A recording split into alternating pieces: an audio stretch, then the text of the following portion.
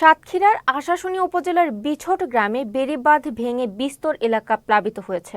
এই দুর্যোগ মোকাবেলায় কাজ করছে সেনাবাহিনী।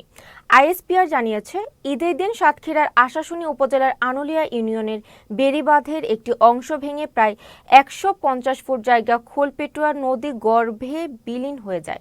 গ্রামবাসী স্বেচ্ছাশ্রমের ভিত্তিতে ভাঙনের স্থানে একটি বিকল্প রিং বাঁধ নির্মাণের চেষ্টা করলেও জোয়ারের পানির চাপ বৃদ্ধি পাওয়ায় তা সম্ভব হয়নি।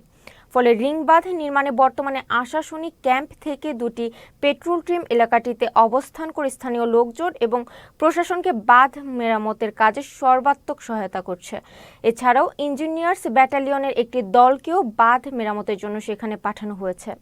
এখানে গত আমাবস্যা যেটা যেদিনকে আমাদের ঈদের দিন রাতে যেই আমাবস্যার কারণে নদীতে অতিরিক্ত পানির হয় এবং ওই পানির তোড়ে আমাদের এই বেড়িবাঁধটা ভেঙে গিয়েছে এবং বেড়িবাঁধ ভেঙে যাওয়ার পর থেকে আমরা সচেষ্ট আছি। স্থানীয় জনগণকে সম্পৃক্ত করে স্থানীয় প্রশাসনের সহযোগিতা নিয়ে আমরা বেড়িবাঁধ রিপেয়ার করার চেষ্টা করতেছি।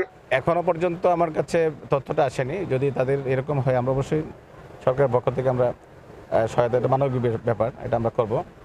হ্যাঁ, তবে আমরা চাই যে আসলে কেউ বাড়ি ঘরছে বের না হয়ে আসুক, কারণ আমরা এর মাঝখানে যে আমরা যে অলরেডি দেখেন এদিকে যে টিউবের কাজের জন্য আমরা কাজ করছি, আমরা এটা সমাধান হচ্ছে যে এটা বন্ধ করে দিলেই মানুষজনের যে ওই জায়গাটা কিন্তু সমাধান হয়ে যাবে।